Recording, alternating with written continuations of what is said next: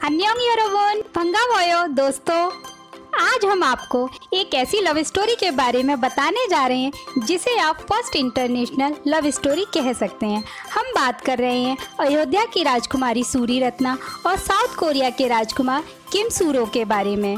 यूँ तो अयोध्या को हम सभी भगवान राम की जन्मभूमि के तौर पर जानते हैं, लेकिन कोरिया के लोगों का अयोध्या से जुड़ाव का एक अलग ही कारण है। कोरिया के पौराणिक दस्तावेजों के अनुसार अयोध्या राजवंश की एक राजकुमारी कोरिया की महारानी रह चुकी हैं।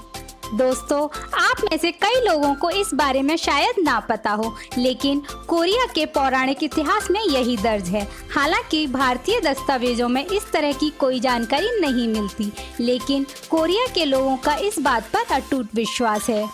हम आपको अयोध्या की रानी सूरी रत्ना के बारे में सारी बातें डिटेल में बताएंगे, लेकिन उससे पहले आपसे वही रिक्वेस्ट, अगर आपने अभी तक हमारे चैनल को सब्सक्राइब नहीं किया तो कर लीजिए, साथ ही नोटिफिकेशन बेल भी ऑन कर लीजिए, जिससे आगे आपको आने वाली सभी इंटरेस्टिंग वीडियोस के नोटिफिकेशन मिलते रहें। तो बिना देर किए चलिए शुरू करते हैं। चाइनीज लैंग्वेज में दर्ज 13वीं शताब्दी के दस्तावेज सामगुक यूसा में सूरी रत्ना का जिक्र मिलता है। राजा किम सूरो उन दिनों साउथ कोरिया की सिटी किमहे में रहते थे। ऐसा कहा जाता है कि 2000 साल पहले अयोध्या की राजकुमारी सूरी रत्ना अयोध्या से दक्षिण कोरिया आ गई थीं। दस्तावेजों के अनुसार राजकुमारी सूरी रत्ना के पिता के सपने में भगवान ने राजकुमारी के पिता से कहा कि वे अपनी बेटी के विवाह के लिए उन्हें साउथ कोरिया भेजें। आपको बता दें, उस समय नॉर्थ कोरिया और साउथ कोरिया एक ही था और कोरियन लैंग्वेज की जगह चाइनीज लैंग्वेज यूज की जाती थी। 16 इयर्स की एज में सूरी रत्ना अयोध्या से साउथ कोरिया 4300 किलोमीटर की दूरी समुद्री रास्ते से 2 मंथ्स की लंबी जर्नी पूरी करके पहुंची थी। पौराणिक ग्रंथों के अनुसार उस समय राजकुमारी के साथ करीब 200 से ज्यादा लोग उनके साथ गए थे, जो राजकुमारी के साथ वहीं साउथ कोरिया में रह गए और वहीं के लोगों से शादी करके बस गए, जिनकी अब टोटल पॉपुलेशन 60 लाख से ज्यादा हो चुकी है, जो खुद को राजकुमारी का वंशज बताते हैं और उन्हें राजमाता के तौर पर पूजते हैं। दक्षिण कोरिया पहुंचकर राजकुमारी सूरी रत्ना का विवाह 16 साल की उम्र में राजकुमार किम सूरो के साथ हुआ, जो पहले से ही राजकुमारी के आने का इंतजार कर रहे थे, क्योंकि राजकुमार को सपने में बताया गया था कि उनका विवाह अयोध्या की राजकुमारी से होगा। शादी के बाद राजकुमारी को क्वीन ह्यू वांग ओ के नाम दिया गया। आज के कोरियन उन्हें इसी नाम से जानते हैं। दोस्तों, आपको शायद ये जानकर हैरानी होगी कि कोरियन हिस्ट्री में आज भी राजकुमारी सूरी रत्ना और किम सूरो के बारे में पढ़ाया जाता है, इसलिए सभी कोरियन इस हिस्ट्री को अच्छे से जानते हैं।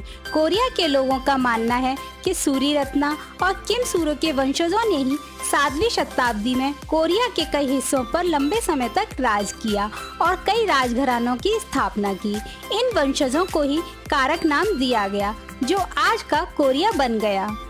जैसा कि हमने आपको पहले ही बताया कि राजा किम सूरो किमहे सिटी में रहते थे, इसलिए वहां आज भी राजकुमारी सूरी रत्ना की समाधि बनी हुई है और ऐसा कहा जाता है कि राजकुमारी की समाधि पर लगे पत्थर अयोध्या से ही लाए गए थे और आज भी कई कोरियन इंडिया को अपना ननिहाल मानते हैं और हर साल अयोध्या आकर राजकुमारी सूरी रत्ना को याद करते हैं। यहाँ तक कि 2016 में अयोध्या में राजकुमारी सूरी रत्ना की याद में एक मेमोरियल भी बनाया गया है। दोस्तों, अगर आप राजकुमारी सूरी रत्ना और राजकुमार किम सूरो के बारे में ज़्यादा डिटेल्स में जानना चाहते हैं तो आप 2010 में बनी web series Kim Suro the Iron Man भी देख सकते हैं। जी संग और सो जिए इसमें आपको लीड रोल में दिखेंगे। इसके नंबर ऑफ एपिसोड 32 हैं। ये वेब सीरीज आपको नेटफ्लिक्स पर देखने को मिल जाएगी। तो दोस्तों, इस वीडियो में बस इतना ही। उम्मीद करते हैं वीडियो आपको पसंद आई होगी। अगर आप इस तरह की हिस्टोरिकल नॉलेज के शौकीन हैं तो आप हमारे YouTube channel help me info को विजिट कर सकते हैं।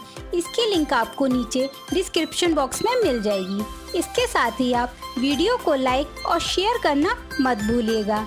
टिल देन, दमे तो बायो।